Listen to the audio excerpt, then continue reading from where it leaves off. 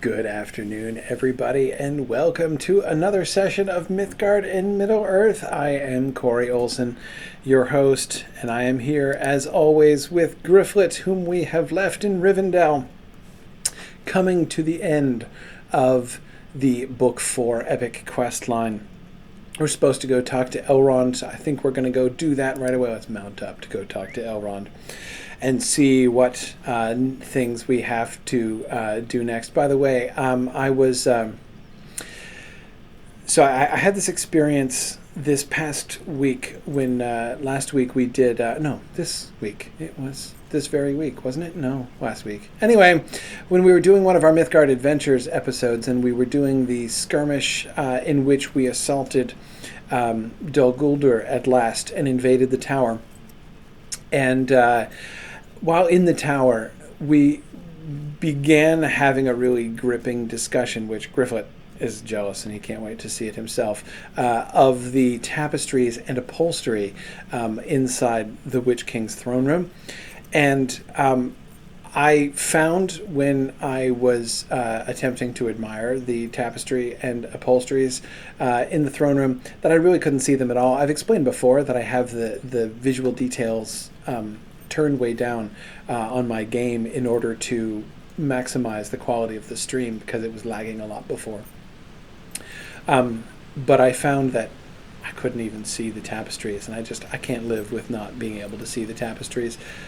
So I've left it up. Let me know if the stream is much laggier than usual, and I'll set it back to the former plebeian visual settings. But if I can possibly get away with the enhanced one, I will, because it is so much more beautiful this way. So, anyway, okay. Here I am, off to see Elrond, and we are on the way up.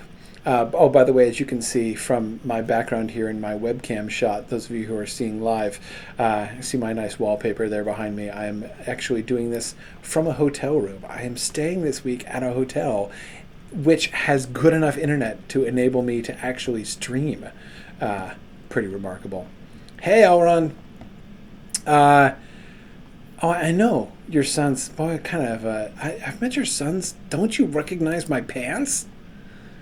Okay, so yeah, met Legolas. He was lovely, and we came to the bottom of the issue. Don't grieve over much for the loss of the Nazgul. Well, I never really thought about grieving. I'm sorry we didn't catch him, but I don't quite know what we'd have done with him if we had caught him, actually. But anyway, I'm here to report about him. His fell designs with the wood trolls. I mean, look, you let a Nazgul loose in the woods, right? For what, a few days? And what happens? He starts making fell designs with wood trolls, right? I mean, seriously, you can't turn your back on these guys. But the skills of Legolas and my brave actions. Hey, are you implying that I'm not skilled? Was that a very polite kind of backhanded compliment from Elrond, right? Due to Legolas' skill and your bravery. Thanks, at least you admit I contributed something. Okay, it's revealed to you what you must do. Okay, you'll speak with Gandalf. Good idea. For the errand of which you heard whispers has become all the more urgent because of the news I bring. Right, because now that there are wood trolls in the mix, I mean, you better get the ring on its way. But you have another job for me. Okay, not to talk to Gandalf? Okay. While the Nazgul I drove off has fled the Trollshaws, okay, he still schemes to assault Rivendell. I bet he does. That would actually be pretty rash. I mean, that would be pretty gutsy, actually, by that Nazgul. If he has designs to assault Rivendell, I mean, I don't know that one Nazgul could assault Rivendell all by himself, but hey, maybe this is a particularly feisty and ambitious Nazgul who escaped. This guy deserves a promotion if that's what he's after. Okay, there are goblins and worse that he might bend to his will and use against us. Okay, I would ask that you continue in your pursuit of the Nazgul and travel into the Misty Mountains. There I may seek the aid of Gloin, who has established a camp at the end of the pass out of Rivendell that leads to the Misty Mountains. Right. Go now, all right? For it's not only the safety of Rivendell that's at stake, all of Middle-earth depends on your actions. Boy, all right. That's what I'm talking about. Oh, no, not book 6 yet, Elrond. Wait for it. Okay. All right. By all means, then, let us go and find Gloin. We get to talk to another celebrity today. That is so exciting. Oops. Okay. All right. I'm going to take my straw hat off and go. But first, I feel like I should talk to somebody else. Because I'm headed up into the Misty Mountains. I mean, here I am departing Rivendell, going over to cross the Misty Mountains. And that kind of reminds me of Bilbo, right? So I hear that the legendary Bilbo Baggins is still here in Rivendell. So I'm going to... hey, Bilbo, hanging out with Lindir, right? Still having some poetic debates, I bet. Would you like to join our game? Yeah. Yeah, I'm not going to pretend, Bilbo. It was totally you who inspired me to become a burglar. You wonder if I could help out an old hobbit who is not as spry as he used to be. Lindir and I are playing a friendly riddle game. Oh, I don't know if I can help you with this riddle game, actually. I was kind of hoping you were going to give me... all right. I was going to try to pick up the other quest for the Misty Mountains. But Bilbo, don't worry. I'll be back. I'll totally be back, and maybe we can talk again later on. I don't have time for riddle games right now, Bilbo, because like future of Middle Earth in my hands, as Elrond has just made clear. So I've got to go find Gloin.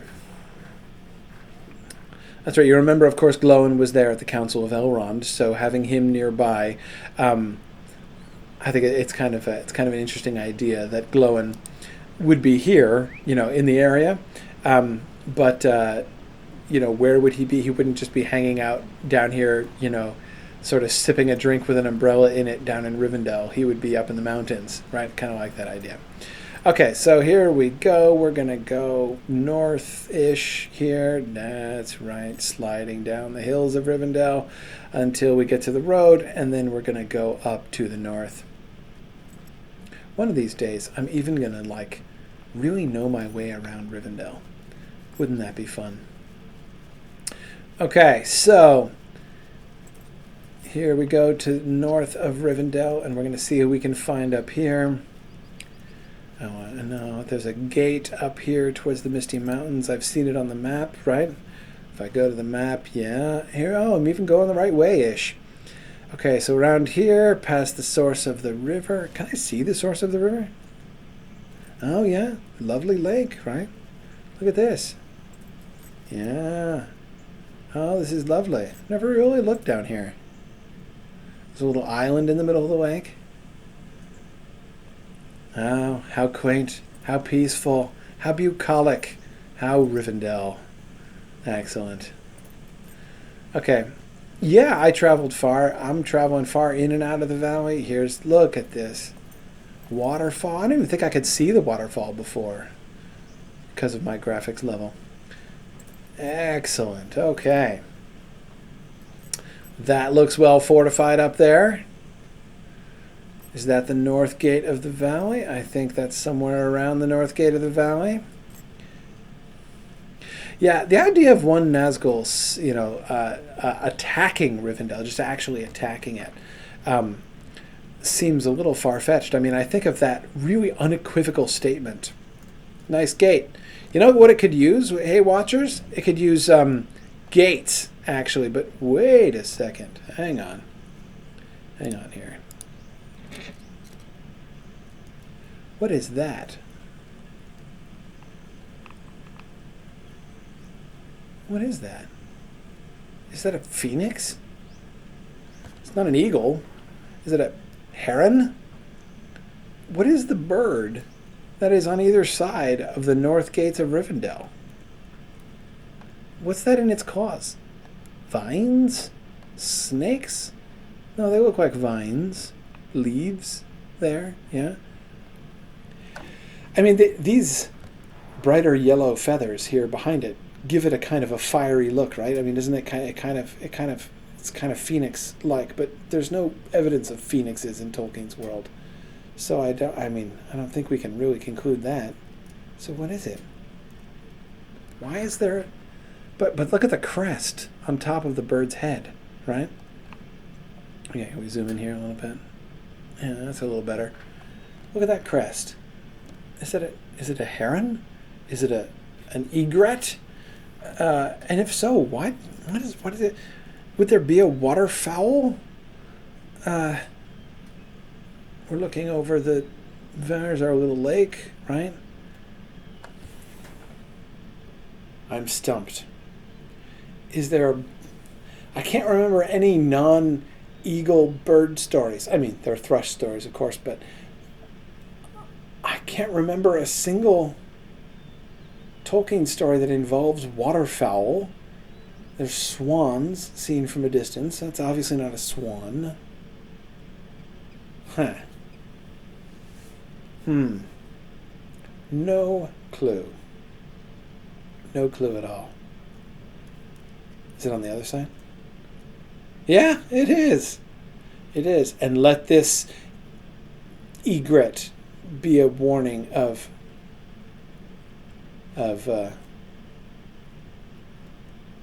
what? Like to people who are coming into Rivendell, right? If you come into Rivendell with malice, then be warned by the egret.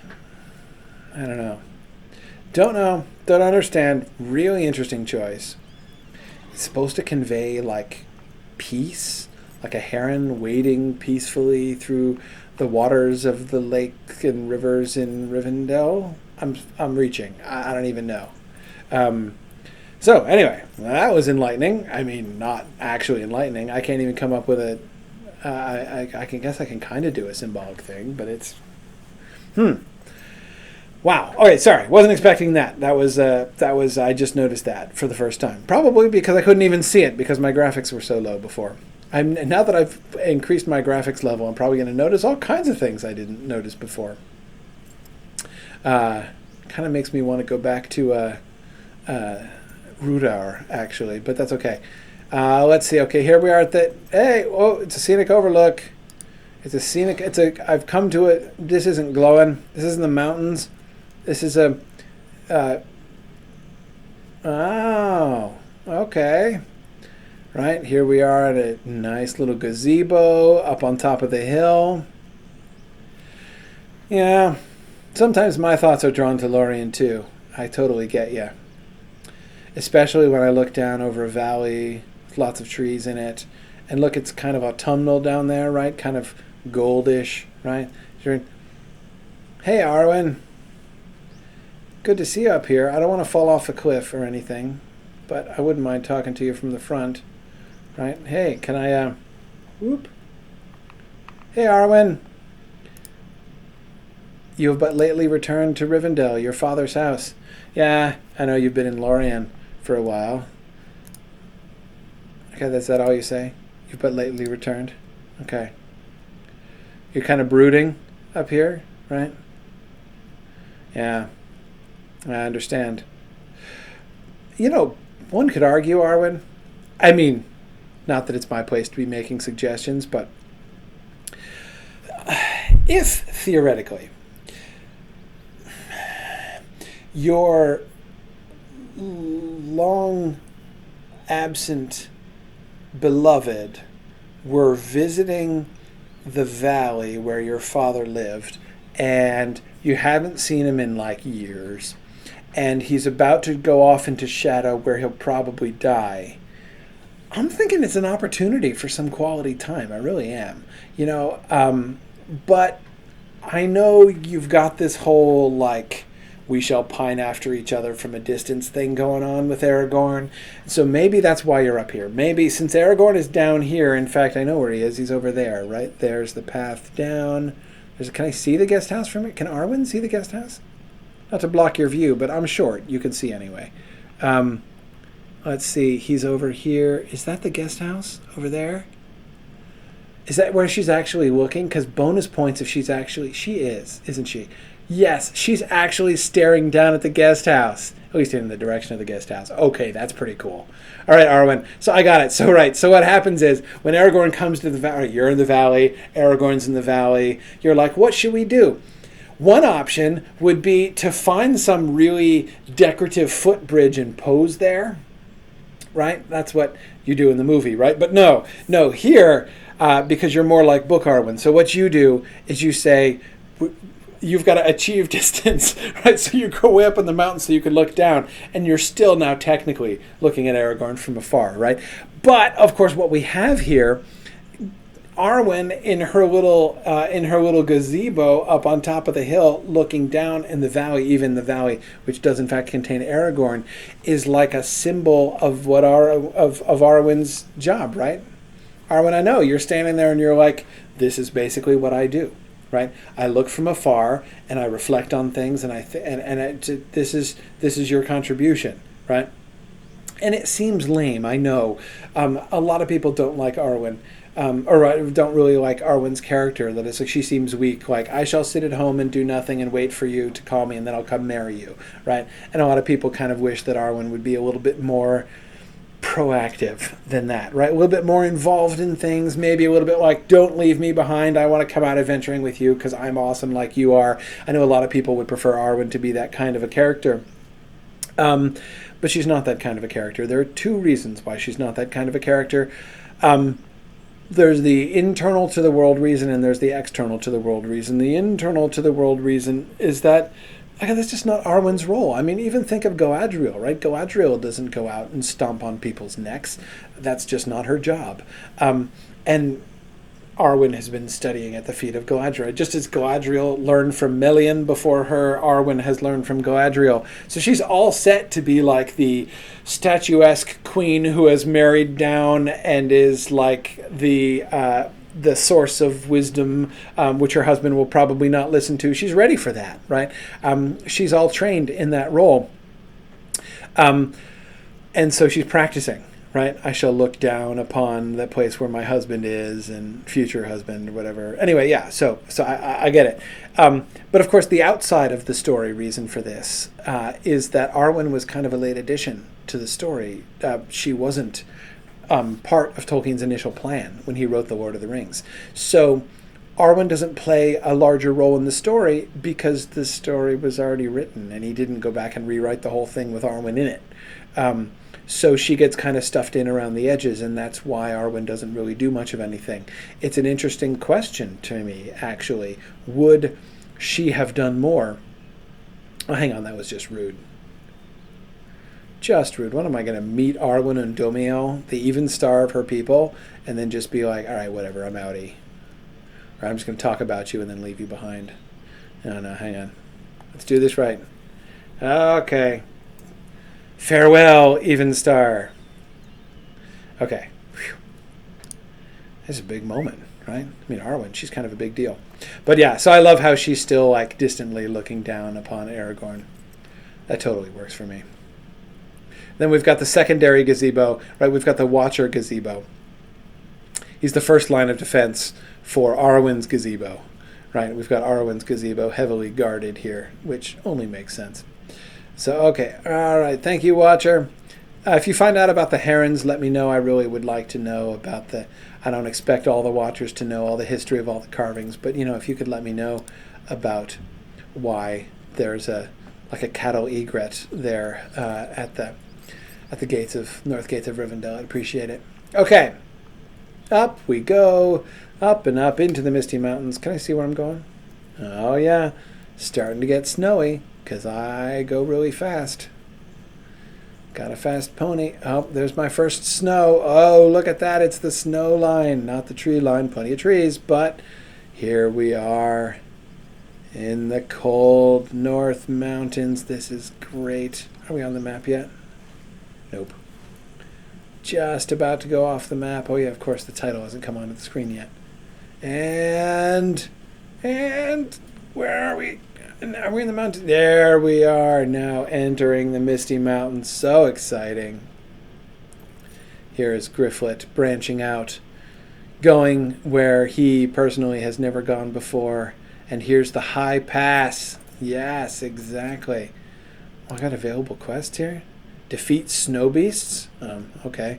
If I might be driven to that, but I got to tell you, I'm not going to really go out of my way to defeat snow beasts. Wow, look at the mountains. So beautiful up here. Just love the terrain in Lotro. Just gorgeously done. I can run into rocks, but the rocks are really pretty when I run into them. I'm trying to jump on top of that rock and utterly failing. Oh, good, there. Yeah. Seems to be a... Is it a bog guardian? Is he lost? Some other kind of guardian. Hey, it's Moochie. Moochie taking care of the bog guardians for me. All right, and... Oh, look, a pillar. It's Gloin's camp, one of the ruins. Hooray, I found ruins. What do we have? Are these dwarf ruins? They look a little dwarfish. A little big, a little blocky, angular construction, little curly cues. I don't know about the curly cues there. Okay. Let's see. Am I stuck? Okay, there we go. All right. Got a red circle. That might come in handy. Hello, Mr. Stablemaster. Let me introduce myself. My name is Gryfflet. Good to make your acquaintance. Appreciate that. Nice ponies. Okay, and there is Gloin himself. How exciting. What is this place, though? Hang on a second, Gloin, if you don't mind. I just want to look around. What was this place? I mean, it's a ruin, and oh, look at this ice-choked waterfall over here. Oh, yeah. Okay, but okay, what is this? Was this a fortress? Did there used to be more walls? I don't understand this ruin. It just looks like a platform. Who built this? Dwarves? Again, the angles here, instead of curves, suggest dwarves rather than elves? Is there something there carved on the capital? What is that? Can't really see. Hey, this thing up here is what I'm looking at. Can't tell. Can you see him over here near the fire? No. This looks like kind of a design. Thought there might be a hint to who had carved this and what its purpose was, but can't really tell. Nice plinths over here. Look at this. Yeah, these plinths look a little dwarfish, don't they? Why would you have plinths on the inside of your building, though? It doesn't make sense, Gloin. You don't put a plinth on the inside. All right. There is much to do here. I agree. Good to meet you. I'm happy to help. I'm here to contribute to whatever there's... I apologize for my dog. Sorry, I'm in a hotel, as I said, and my dog is here in the hotel, and she is now ferociously guarding our little cottage from whatever terrifying invasion is about to come. I apologize on behalf of my absolutely vicious dog. Huon could probably take my dog, but very few other beasts could possibly threaten the ferociousness of my dog. Oh, hey, while I'm here, can I repair things? Yeah, I didn't mean to click on you, but there we are. Okay, Gloin. Sorry, I apologize for the canine interruption. Yeah, there's a Nazgul, and he may or may not be headed your way, Gloin. So we should talk about this. Yeah, one of the ring wraiths they spoke of at the Council of Elrond. Yeah, you know that secret council that other people weren't supposed to know about, or that you probably shouldn't be talking about to hobbits who come wandering out of the wilderness and approaching you in your bizarre ruins with plinths on the inside? That council, yeah, okay. You've not forgotten the honey words conveyed through one of those riders to us back at the Lonely Mountain. Ah, so we see where Gloin falls down on. This was a question that Josh had raised. It was one of the lower questions that I think I was thinking about before. That the one who delivers the message to the Lonely Mountain, is that a ring wraith or not? The Lotro people seem to have decided yes on the ring wraith question. Okay, that's cool. That's interesting. Anyway, okay, such poison. They wished us to betray old Bilbo Baggins to Mordor. Yeah, boy, I know they did. Okay, you'll help as best I can, though Dan did task me with another matter. Oh, do you want to share? What's the other matter that you have? Let's see. Okay, Elrond mentioned goblins in his direction to come here. Yeah, I think so. Did he? All right, so you ran into some goblins. Oh, that's too bad. Okay, when you crossed the Misty Mountains. Oh, yeah, I know, right. Yeah, exactly. That you were sorely beset by... You did have some goblin issues, right, when you guys crossed the mountains, no question.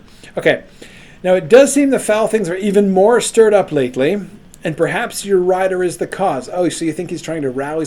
Having failed with Operation Wood Troll down in the valley, now he's going to come up in the mountains and try to stir up the goblins? Well, that makes a certain amount of sense. We do have some, allies or potential allies of his master up here in the mountains, so that makes some sense. One of the scouts here reported moving far from their holes, far to the east, and heard them chanting Gurzmat. Their leader, no doubt. Oh, Gurzmat, huh? Okay, maybe that's like their nickname for the Nazgul, right? Maybe this one they call him Gurzmat affectionately. Could be. Unlikely, but maybe. Okay, so that's what needs to be done. Slay this Gurzmat, and the goblins will be in such a disarray they won't present a problem to anyone. And maybe you'll find the trail of this rider you seek. Okay, so Gloin, what you're telling me to do is to seek out the greatest of the goblins and kill him. Because... didn't that not work out so well for you last time? I mean, you killed the great goblin, and then instead of just being in disarray and not doing anything, in fact, all the goblins came charging out and pursued you afterwards, so that you had to be saved from, pulled out of burning trees by eagles. I gotta tell you, Gloin, I'm not 100% sure that the historical precedents of this plan suggest that it's really the best A1 plan here, but... You know what? I'll go with you, Gloin. I will find this Gurzmat, Hazmat, whatever his name is. I'll find Hazmat and I'll slay him, and then we'll see what happens. Okay, seek out the goblin fires to the north and east along the Pinoth Fenui. You say as if I know where the Pinoth Fenui is. Okay, but all right, fine. I'll find the Pinoth Fenui first, and then I'll look for goblin fires north and east. And there I'll find Gurzmat holed up deep in one of the camps, okay? All right. But there's a more pressing task from Dan, which you're still being kind of coy about. All right. What did Dan tell you to come do? That seems a little bit odd. But all right. All right, fine. I've got a pending alert. Oh, I got a deed? Oh, right, an exploration deed. Yeah, finding ruins, finding passes. Absolutely, all about the exploration. Okay. All right, fine. I will find the goblin camp. All right. Where are we? Oh, they're over here. Are they way over there? Okay.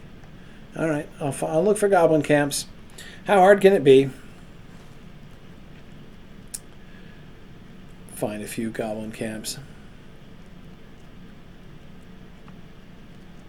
Off we go. Let's mount up and head north and look for goblins in the Misty Mountains. Wonder if we can find their back door, right? Or their front porch, even. Their back door, I suppose, is on the other side. Unwitting. I've got another quest just popping up here. Collect relic. Wait, hang on. Snow lurkers. Oh, they're not bog guardians. These are the cousins of the bog guardians. The snow lurkers, right? We have the Arctic subspecies of guardian lurker thing. Okay, fine. Shards of pottery and old relics became tangled in their root-like legs. That seems really improbable. Wow. Okay. Well, scholars will study the darndest things, won't they?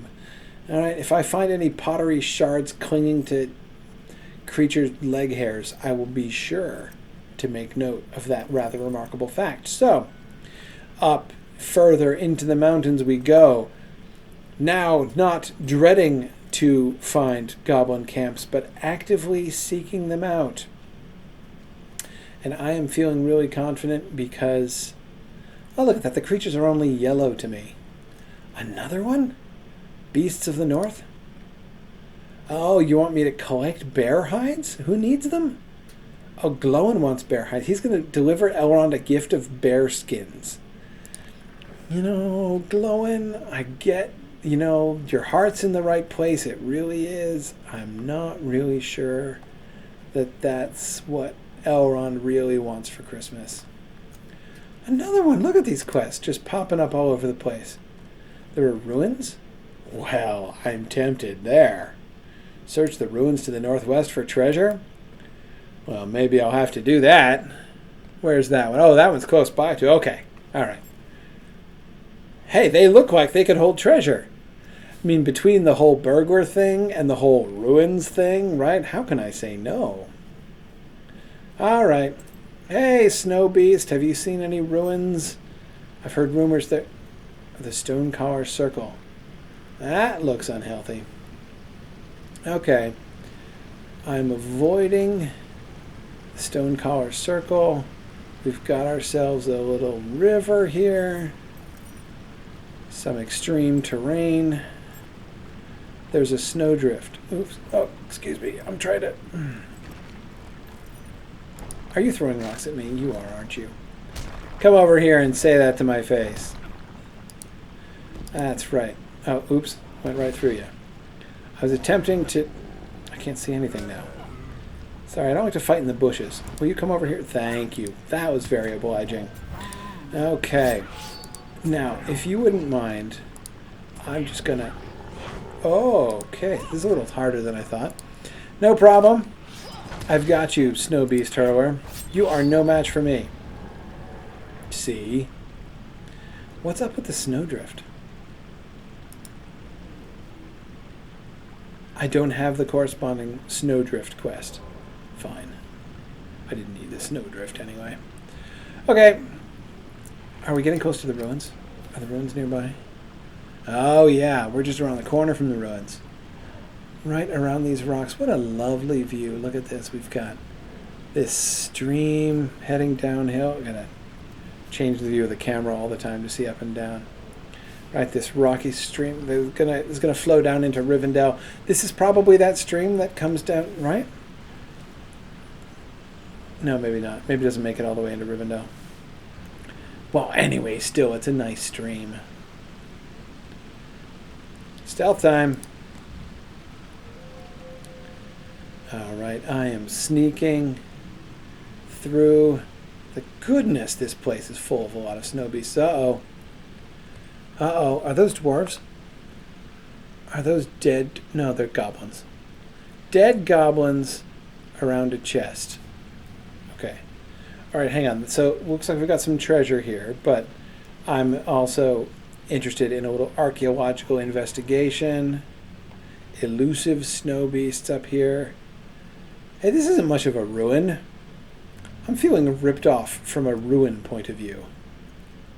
It's just another platform with stairs.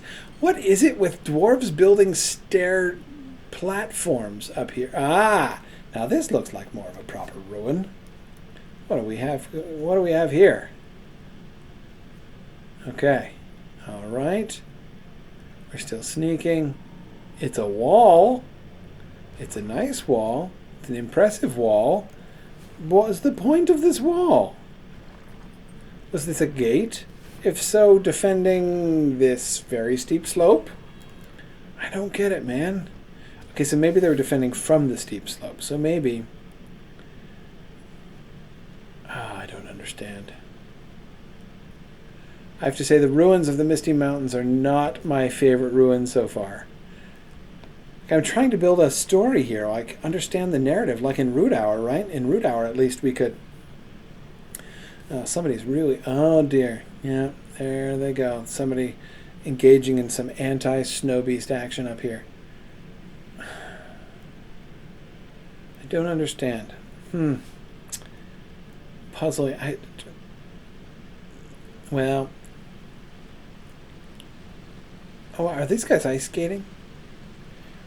Is this like the Snow Beast ice capades? If so, it's pretty boring. Never mind. Okay. So I gotta find out from Gloin what it is. Maybe that's what Dan sent him up for. Maybe Dan sent him up here to discover why the old dwarves built these completely random... Wait, I have to bring it to Laris Sharpshard? I've never even heard of Laris Sharpshard. Who's Laris Sharpshard? Down here by the High Crag? Okay.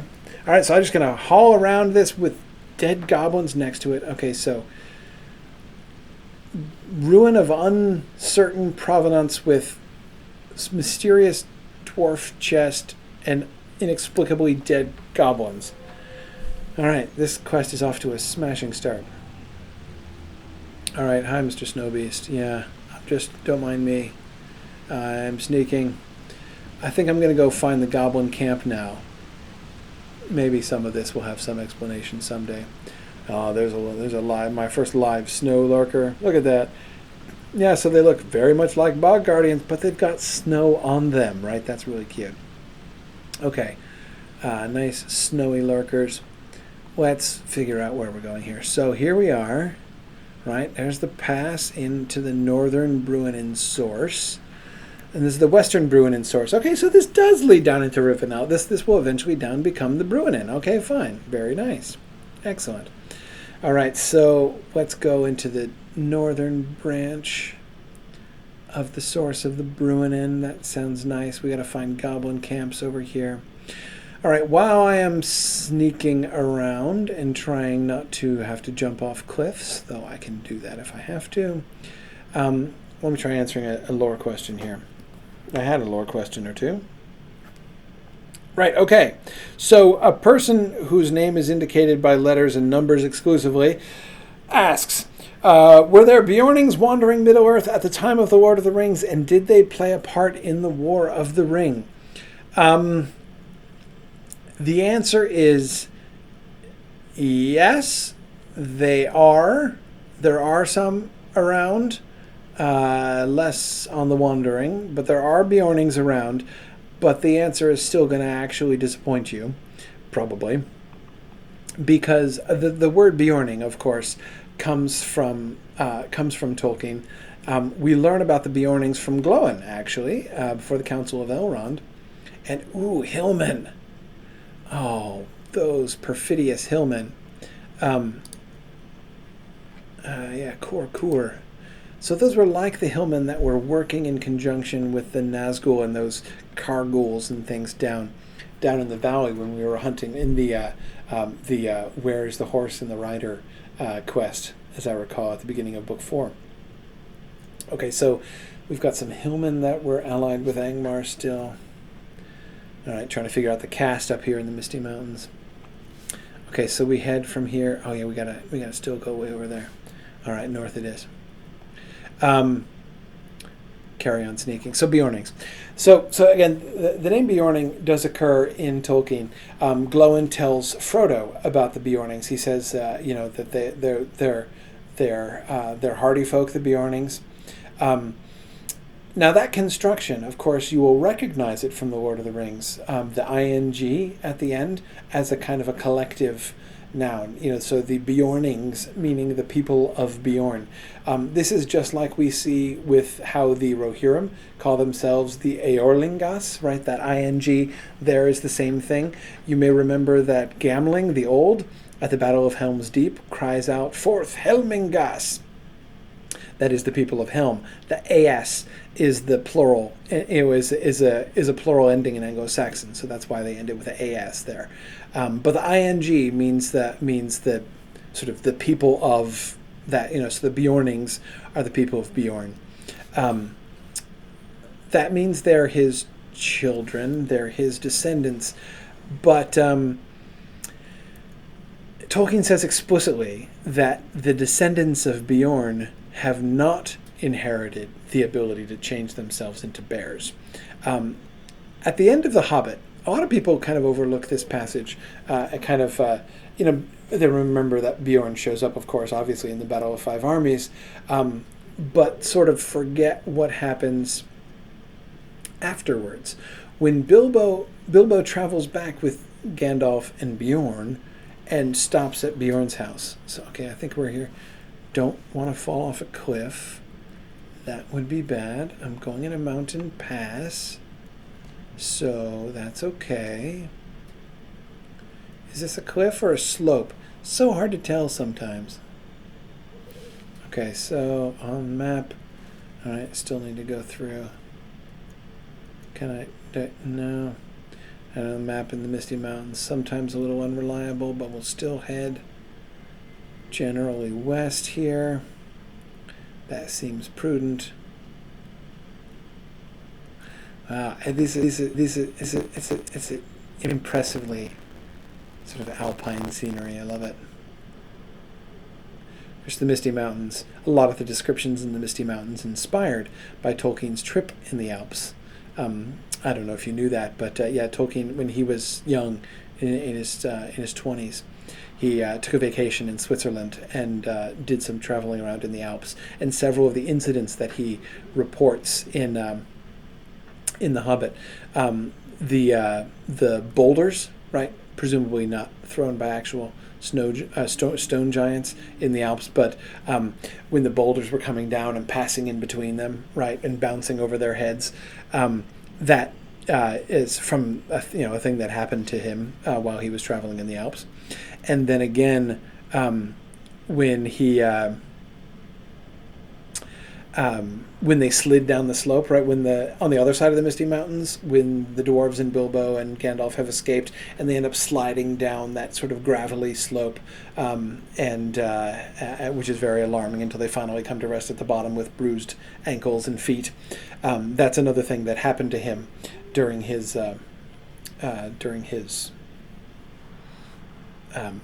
alpine trip. Anyway, so I was oh dear. A mountain warg, huh? That looks bad. Hey, that looks like an orc camp. And if there are wargs, there should be orcs nearby. Excuse me, goblins, I mean. As if they're different things. Sorry, I can see I'm getting a weird reflection. I've got the sun coming in at an unusual angle here, since I'm in a strange place. People want to see my dog. Maybe I can get her to come over. I'll show you my ferocious hound here before the end of the session. She's lying on top of the back of the couch, right next to the window. Constant vigilance. Anyway, okay, Arctic hunters. Who are these? Oh, wargs. Okay, maybe I'll defeat wargs. Maybe I won't. We'll see. But okay, we're getting close now, right? These are orc camps? Yes, I think so. Except I think we just... Hang on. Let me sort this out. Where are we? Misty Mountains. I don't need to know where the beasts and the unwitting scavengers and stuff are, but I do really want my epic quest one. Thank you very much. All right. Okay. Because here we are. Now, what am I looking for again? I'm supposed to be coming here fighting. Oh, yeah. I'm looking for Hazmat. Yeah, their leader. Okay, fine. So I found. Is this the Goblin camp? Yes. All right. The Goblin camp sprawl along the ridges of the Pinoth Fenui. I guess I have found the Pinoth Fenui too, though I didn't know it. Okay, fine. I'm going to. All right. Don't know what happened there. All right. I am going to sneak up and attack these goblins because that seems like the things to do. I've got to find Gersmat though. No problem. He's only 2 levels higher than I am. I should be able to take him. Hey, run away, you coward. Uh-oh. Got 2 of them now, huh? No problem. Well, fortunately, I think I have a friend stealth healing me here, so that should be handy.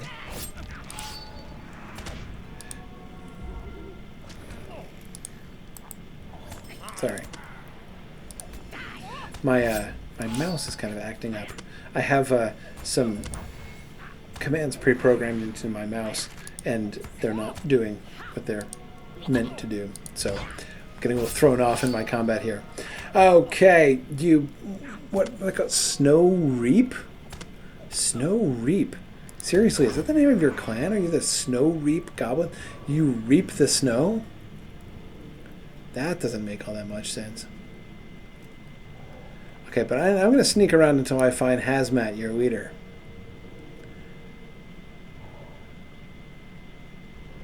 Okay, skirmishers. Are you Okay, I'm looking for your commander. He must not be the great goblin. He's like the sort of big goblin. But anyway, I never finished talking about Beornings. I'm so distractible. I hope you can piece together the scattered threads of my conversation. So Beornings. Again, the ing means people of. So the people of Beorn. At the end of The Hobbit, that's what I was talking about. At the end of The Hobbit,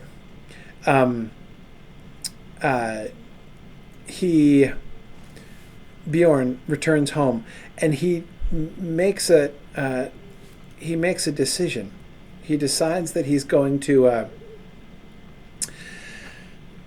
settle down and become a sort of a family man, right? Remember, Beorn is living in, as far as we can tell, complete isolation from human beings. He is he's living with, of course, many animals. He has a large community, but he does not live in community with people. It's just him and his animals hanging out. I think I'm going the right way. Am I going the right way? Yeah, I think this is the right way. Anyway, this is a very promising looking mountain path. So I'm just going to sneak my way up here. See if I can find my way. See if I can find my way to their leader with as little combat as possible. Because I'm a burglar. I'm going to do this burglariously. Beorn makes the decision. So remember, when the goblins chase Bilbo and the dwarves out of the mountains, like these goblins chasing them out of these mountains, we learn... Oh, can't go up that slope, apparently. That's annoying. Which way do I want to go? Do I want to go this way? Let's try this way. We learned that the goblins and wargs had been planning to get together that very night in, of course, that very place, that very glade in which... Oh, well, he detected me. How embarrassing. Come on, I'm going to give you what for. I will not allow you to reveal my presence to the rest of the goblins. So anyway, so the goblins and wargs had been planning to get together to descend from the mountains and sack the lands, the settlement of the woodmen who lived just on the eaves of Mirkwood. So they're these good woodmen, right, who were trying to settle there, to establish themselves on the eve, between Mirkwood and the river. And they are rescued. Therefore, they are, had Bilbo and the goblins and dwarves, had they not all met up, right? The goblins, dwarves, Bilbo, dwarves, wargs, everyone. Had everyone not met up there, they would have descended and killed all of the woodmen. But now they've sort of gotten away from that. Beorn returns home after the Battle of Five Armies and decides to basically meet, he summons the woodmen to come and join him for Christmas. He invites them over to his house for Christmas. Remember that it's Yule. Gandalf and Bilbo spend Yule at Beorn's house. They winter there with him before they cross the mountains again. And he holds a great feast at his home to sort of celebrate the destruction of all the, such a big portion of the goblins in the Misty Mountains. Aha, there he is. Gonna sneak over here, get the lay of the land a little bit, finish talking about Beorn's Christmas celebration. So he invites them all for a celebration. They take him as their chief. So he becomes the chief of the woodmen. This means that the Beornings are the people of Beorn. So remember, the Eorlingas are not just the descendants of Eorl, right? It's not just his children and grandchildren. It's his people, right? All of the Rohirrim are the Eorlingas. So all of these woodmen, this community that is formed by the woodmen under the leadership of Beorn, become the Beornings. And the Beornings, who are then ruled by the descendants of Beorn, apparently he gets hitched and has kids, are the Beornings, but they don't, even his children, even his descendants don't seem to have inherited his ability to turn himself into a bear, much less the whole community of people who are called Beornings. So that's an element. The whole Beornings being able to transform themselves into bear things is clearly one of the liberties that Lotro has taken, and is in that way kind of controversial. I still have to say I find the closeness with which they have stuck to the text and the care with which they have read the text in so many, in so many places, in so many ways, I still find Lotro's adaptation of Tolkien's books to be the most thoughtful, careful, and respectful of the books of any interpretation that I have seen in any medium. There's no other game, there's no movie that has really taken the care that Lotro has, as I have seen anyway. So, I'm willing to cut them slack on things like Beornings and Runekeepers, which are stretches. Those things aren't really like that. In fact, the Beornings are, it says explicitly that they can't turn themselves into bears. So, again, they're taking liberties, but I don't know about you. I can forgive them for this. Okay, and Hazmat, I challenge you to combat. Uh-oh, Dour Hands. Oh man, he's summoned dwarf allies. Oh, holy cow. That's something. Okay, stupid dwarves not know how to fight. Okay, so he's made allies with the Dour Hands. So I detect the foul hand of... What's his face? What was the name of that guy? The evil undead dwarf at the beginning. Skorgrim! That was it. Yeah, Skorgrim. This looks like the work of Skorgrim. Yeah, oh, you're going to tell Skorgrim on you, weaklings? Okay, so we have an alliance between the goblins of the new goblins of the Misty Mountains and this guy who, let me tell you, compared to the Great Goblin, you are not the greatest goblin I've ever seen. Okay. All right. Oh, okay, we got that. Thanks. All right, my backup there. Got the Dour Hands. That was handy. All right. Okay, yeah, I'd better talk to Gloin about that problem. Oh, getting more deeds? Oh, I killed the snow beast, right? No, of course, yeah. Excellent. All right, okay, so I've got... Now, where am I on the map? Nowhere near the high crag. That's where I am on the map. Okay, fine. However, I'm quite close to here. Let me see if I can carry on to find him. So let me re-stealth myself and go down through. So, okay. Where's the exit? Oh, yeah, there's the exit. All right, see if I can stealth my way back through the camp. And fall off a cliff. Nice. And here's a treasure catch that I'm probably not high enough level to get. Uh-huh. Yeah, thought so. Okay, fine. I love how I maintain my stealth, though. I mean, it's not just everybody who would be able to fall off a cliff and crash to the ground and break his ankle and yet still remain stealthy the entire time, right?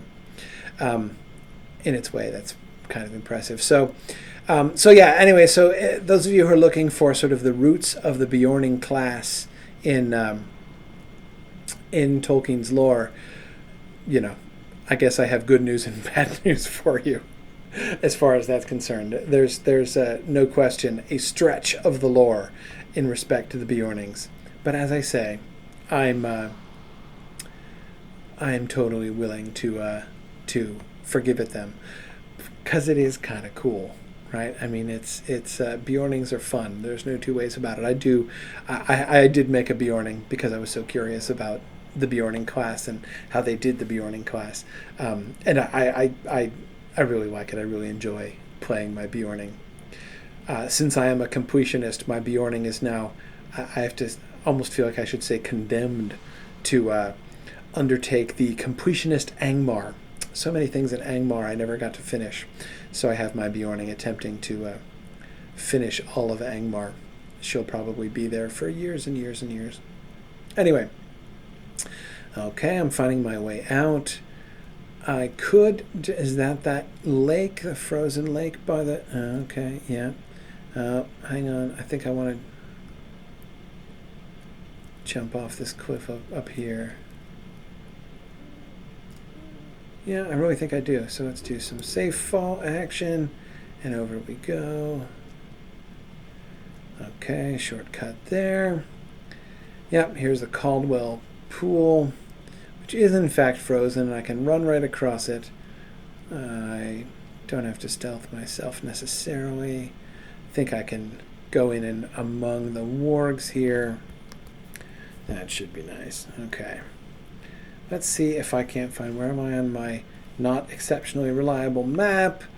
Okay, let me see if I can find my way to the west and get to that other... I think finding my way over here would be faster than walking all the way back. So let's see if we can do that. All right.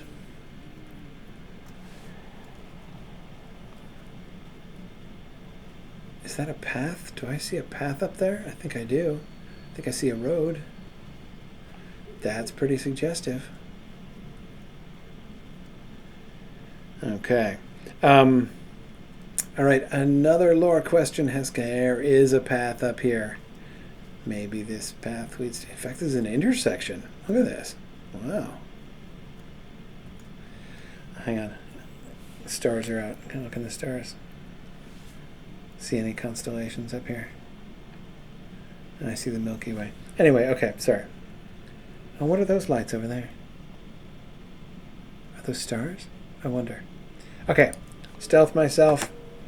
Head path that goes up and to the east. That looks promising. Other lore question. Okay.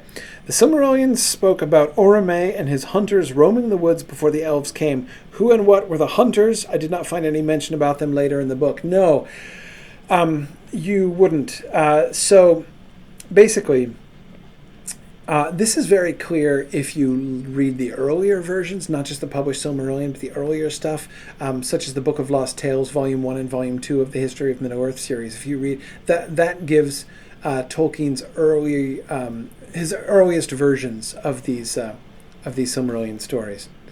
Does this look promising? Maybe. I'm going to keep following this path and see where it goes.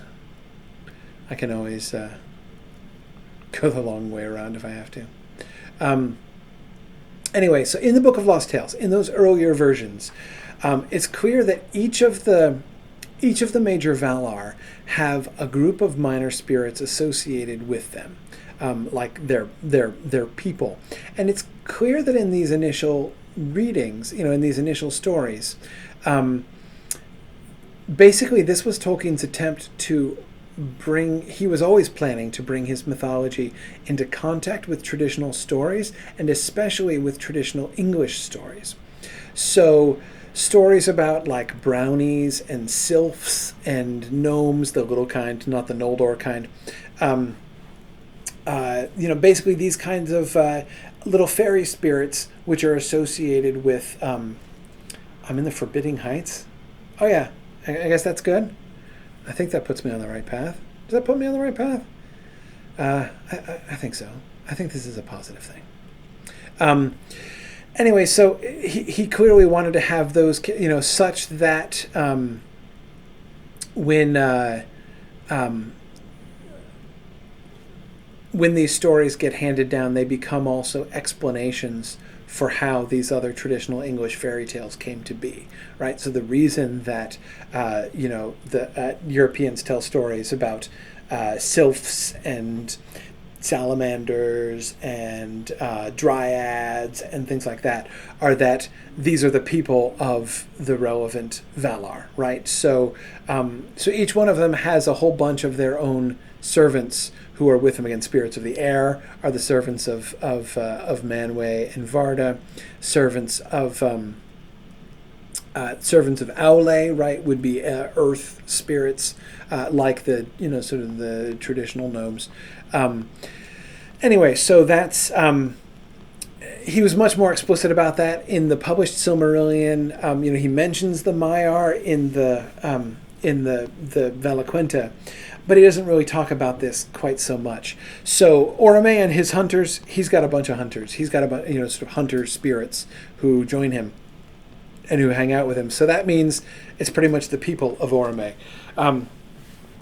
Also, of course, one is tempted to imagine like Huan and his packmates also hunting with Orome, because this would be long before, obviously, they even met the elves, much less Huan departed with Celegorm. So, hey, Mr. Stablemaster, I know there's a bunch of other people here, and I'll get around to them, but this place is way over level for me, so in the meantime, I'm just going to go back to talk to Gloin, if you don't mind giving me a little express trip back to Gloin. I'd super appreciate it. And then my horse just fell off the stairs.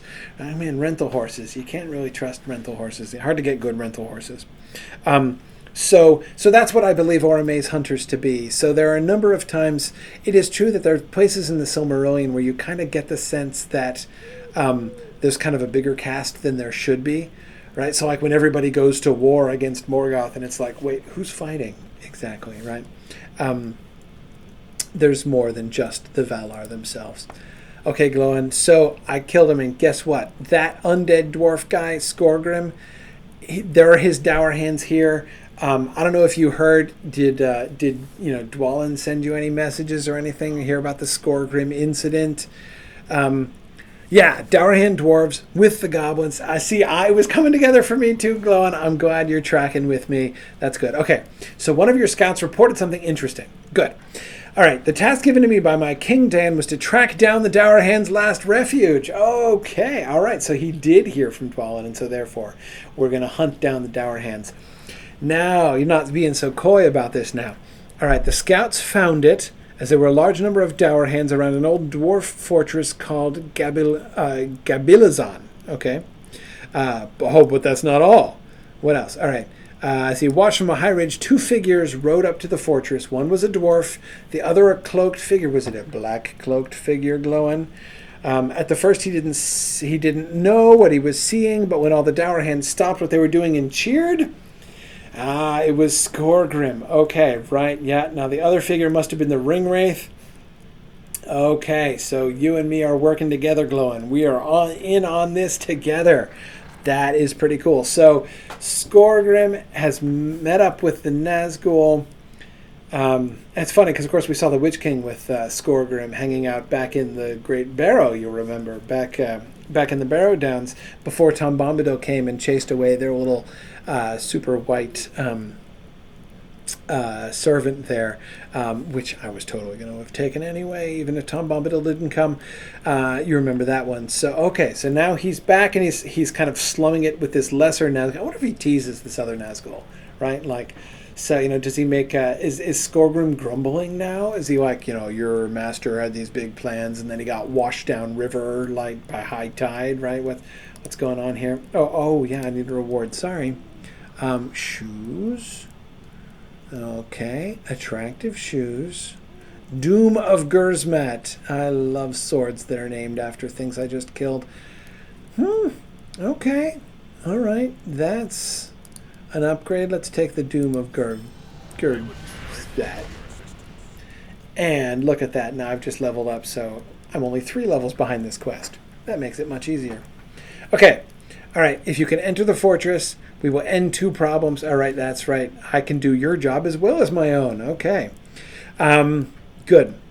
We're going to crush the Dourhands and put an end to Skorgrim and end the threat of the Rider.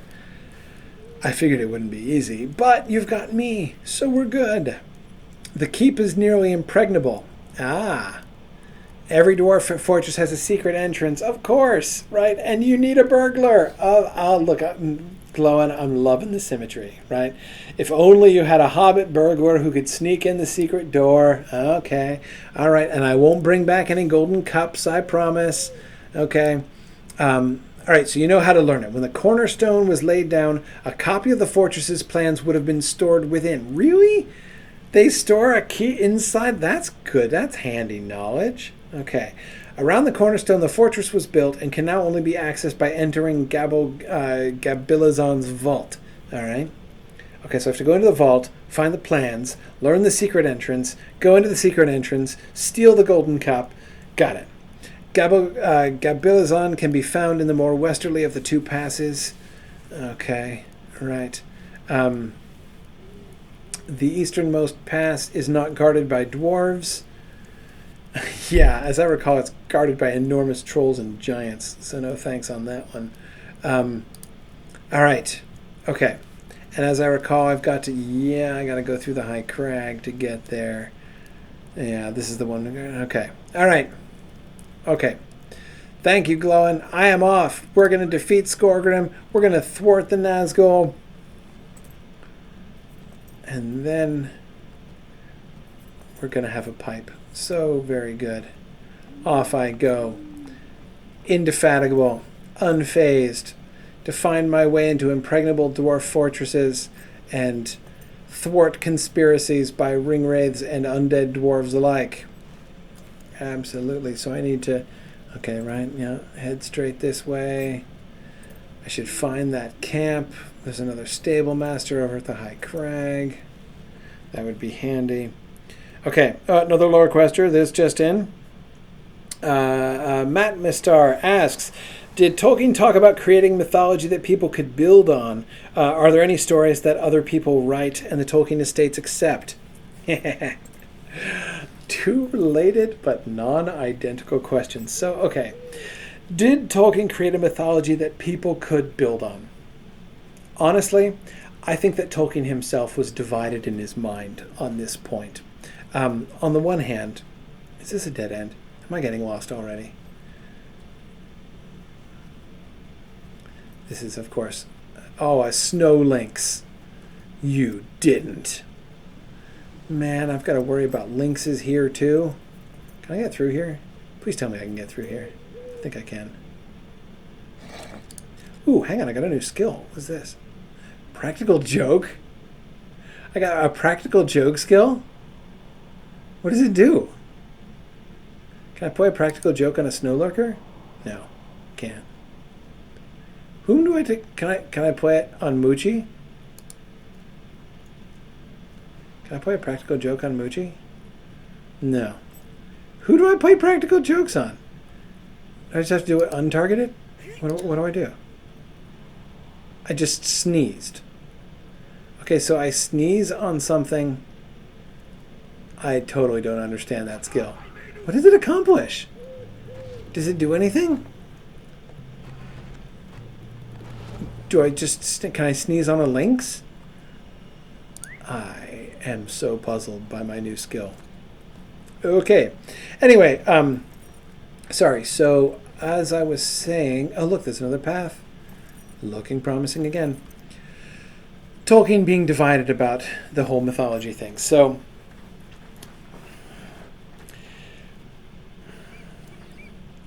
As I say, there are two sides of this story. Here's side number one. Side number one is Tolkien initially envisages his his mythology as being connected to... Whoa, huge snow bear. Stealth time. Oh, I can't because I'm in combat because I'm being pursued by a hawk.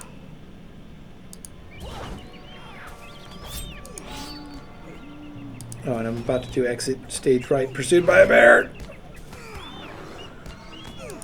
Oh, man. I got the whole menagerie after me here now. Come here, you bear. No, I'm not trying to click on her. Yes, thank you. Now we got two hawks and a bear? Oh, boy, this is getting out of control. Where am I? Oh, I'm inside the bear corpse. Oh, I see. I was like, I tunneled into that thing like as if it were a tauntaun or something, and I was freezing to death. Okay, well, that was interesting. I totally had no idea where I was. Anyway, I'm going to see if I can sneak past some crag hawks here. Since I don't see any tauntauns to get into nearby. All right, so Tolkien begins by wanting to write a mythology for England. He says, and when he tells the story, he says that he'd always been sad at the poverty of his own country, England, not Britain, England, right? The poverty of his own country, that there was almost no native English mythology. There was native British mythology. There was Welsh stuff and Irish stuff and Scottish stuff, but there was no English stuff. There was no English, traditional English mythology. The thing that was the sort of most English story that there was the King Arthur story, but that was mostly written by the French, so that was annoying too.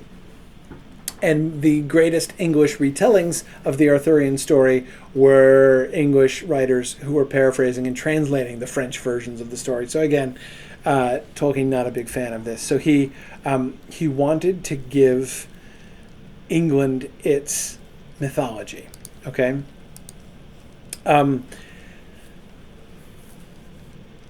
So that was the premise behind what he did. You can see, if you go back and read the Book of Lost Tales, it actually tells the story of how England came to be, how Ireland came to be a separate island, how it got pulled apart in this like tug of war between Asa and Olmo, which was really fun. And anyway, so he was making this new mythology for England. That was going to be the story of how English fairy stories came to be handed down among the English, right? And it was going to be the true story. The English mythology was going to be the true one. The Celts tell weird things, right? They have strange stories, but the true stories are the ones that came through the English. That was the idea, right? It was a concept. It was really fun. The whole premise of doing this, right, of making a mythology, a popular mythology in this way, it's necessarily sort of a public thing. So you sort of flash forward to the extreme protectiveness of the Tolkien estate, right?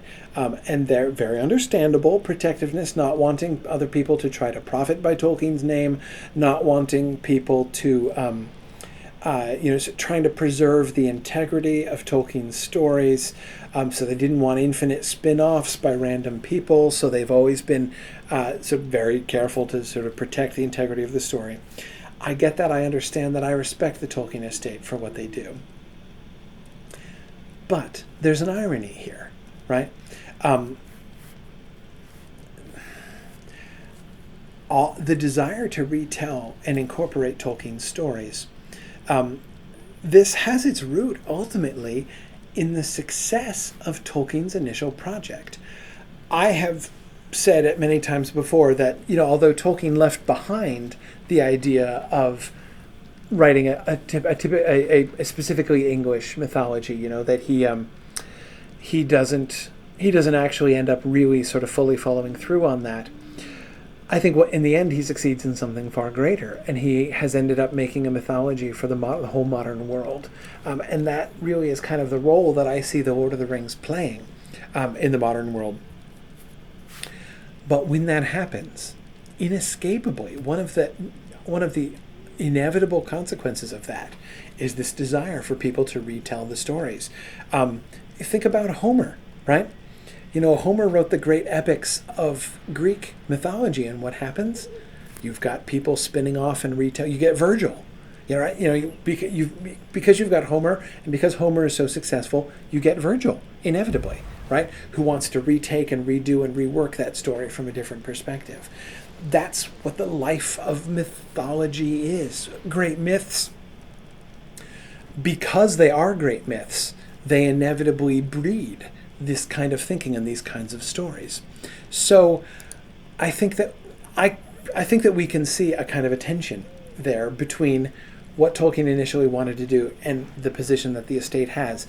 Now, am I saying that the Tolkien estate is like betraying the legacy of Tolkien, that Christopher is who's the Christopher Tolkien, Tolkien's son, who is still the head of the Tolkien estate, that he has like betrayed the legacy of his father? No, I'm not saying that, because Tolkien was kind of that way too. Tolkien himself, I think, was really kind of divided on this. He was also very protective of his stories, and you can see it if you read his letters. His published letters. You can see how defensive he is. How defensive he is in the interpretation, the translations. Oh my goodness! When people wanted to do translations of The Hobbit and of The Lord of the Rings, the extent to which he would critique their work and be like, no, you should never. I mean, I remember his letter about the Dutch translation of The Lord of the Rings, and how upset he was about how they translated the names, and he's like, you can't do that, and I can't believe you had the gall to do this. He was kind of twitchy. He was kind of curmudgeonly and defensive about The Lord of the Rings. So I do not think that Christopher Tolkien... I think that Christopher Tolkien is doing what his father would have wanted him to do. But I think he's doing what his father would have wanted him to do in some moods and from some perspectives, right? There are ways of thinking that Tolkien had which did not conflict. I mean, he was not himself unified in his own mind about these things. And I think that we can see that in a bunch of his letters and a bunch of his writings. He even says that he, in his famous letter to Milton Waldman, that he is trying to tell a story that would be carried on by others, with their pens, their music, their paints.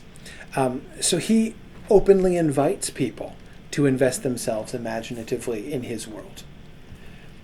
But there are other days when he does not really seem to feel like that. So it's a complicated kind of question. I mean, the fact is right now, there is no way that, so as far as, your specific question, are there stories that other people write and the Tolkien estates accept? No. Zero.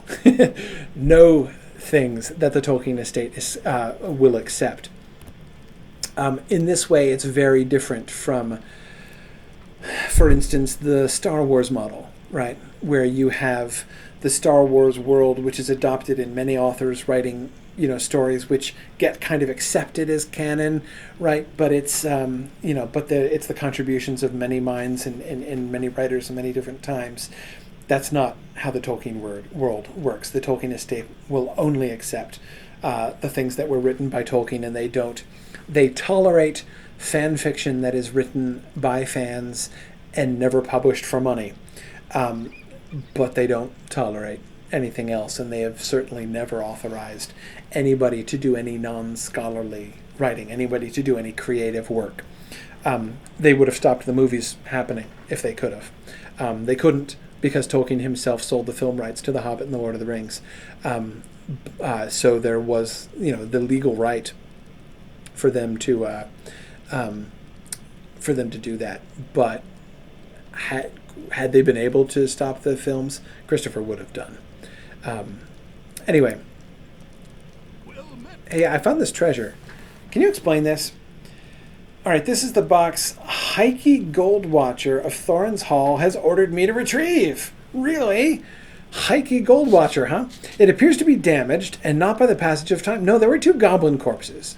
Yeah, right, goblin weapons. I could have told you that. Perhaps a party of goblins sought to carry the strongbox away and quarreled among themselves. Oh, so that was like a no honor among thieves collection of goblin corpses.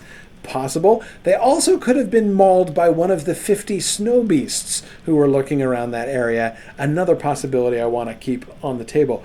Why then did the victors not take the strongbox? Again, snow beasts, conceivably. But hey, at least I've brought it all this way on my shoulders. You'll just open it up and compare the contents. Oh, this is going to end well. I have a good feeling about this.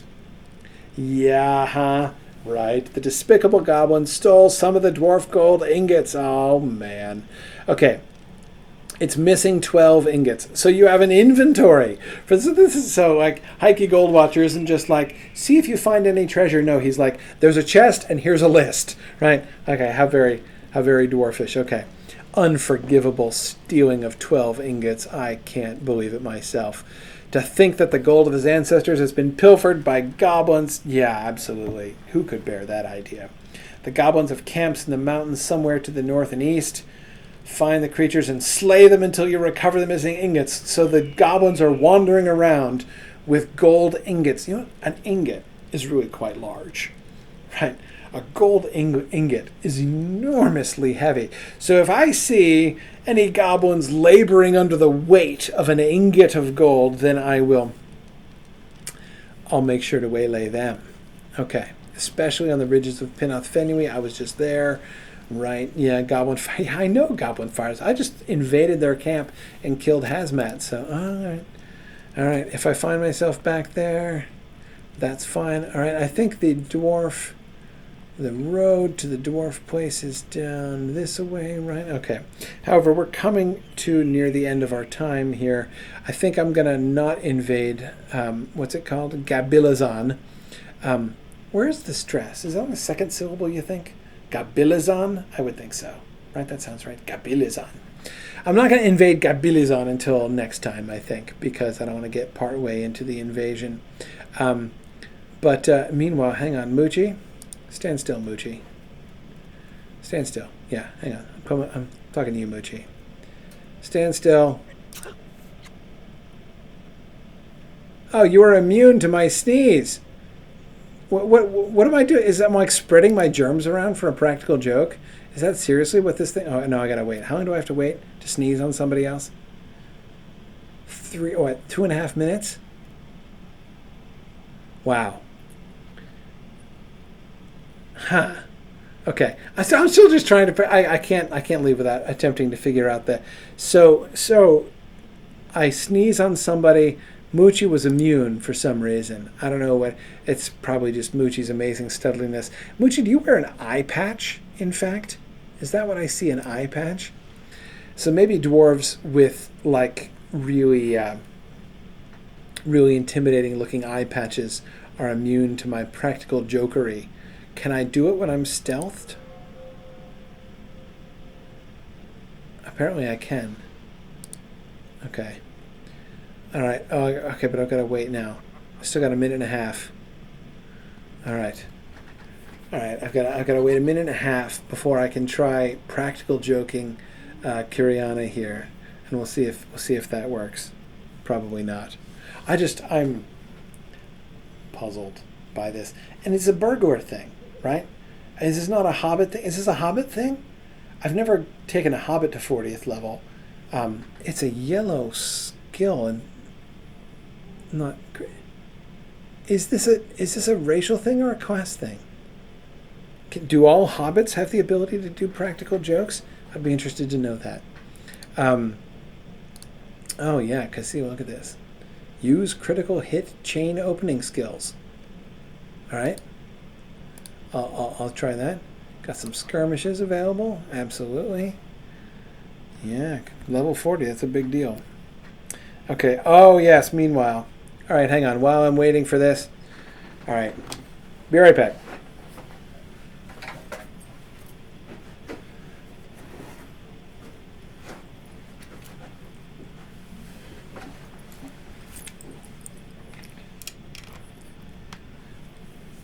I have here my fearsome hound. This is Abby. She is extremely ferocious. Normally she's safely upstairs guarding the upstairs of my house as I am broadcasting from the basement, but she is here with me today. She is a Shih Tzu Poodle mix, and she is enormously fearsome. You have to beware if ever you come near my house, because she has been known to tear the legs off of villains who would seek to attack us. So anyway, this is Abby, who is making noise before. So I don't apologize. I make up for her interruptions by introducing you to my dog. Okay, so it's an emote skill. Okay, different classes have different emotes. Okay, I don't think. All right. So yeah, interesting. I'm learning something totally new about the game today. Does my guardian, does Wiggin have an emote skill that I have overlooked all this time? Okay, hang on. Here we go. All right, Kiriana, get ready to be practical joked.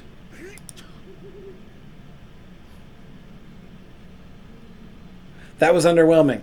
Moochie is still immune to my sneeze, even peripherally. What is that supposed to do? I don't understand. Why am I sneezing on people? I mean, it's unsanitary, and so in that way, I guess it's kind of like a practical joke. I don't understand. I will attempt to discover why it is I can now at level 40 sneeze on people. But in the meantime, we will also try to get to the bottom. We will see how far we can get in the thwarting of the plans of the missing Nazgul.